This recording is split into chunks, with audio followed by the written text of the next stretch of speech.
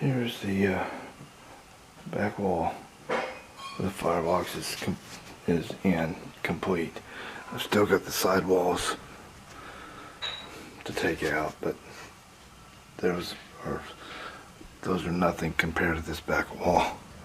I just spent 4 hours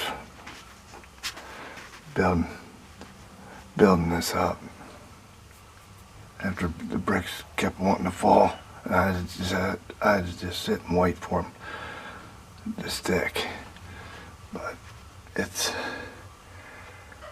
I've sealed it up for, it's supposed to get, it's getting cold, so she's kind of concerned about that. So I sealed it the best I could to keep the cold air from coming out. So, like I say, that wall comes out, so that joint there will go away, and I've got it toothed in. I redid the smoke shelf, but yeah, it's not perfect. But neither's the brick I'm dealing with, and neither is my body, as it's aching almost every inch right now.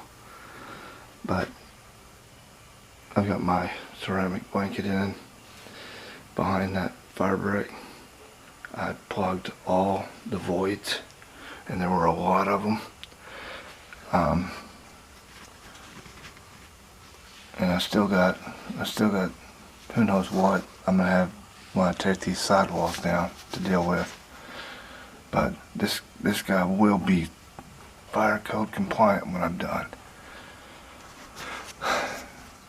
Anywho, it looks simple, but boy is it not.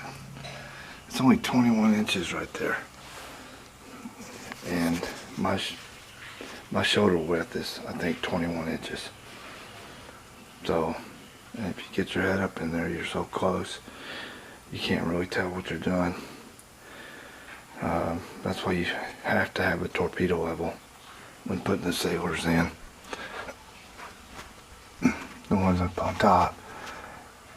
And like I said, I actually got lucky and was able to slide a soldier in there.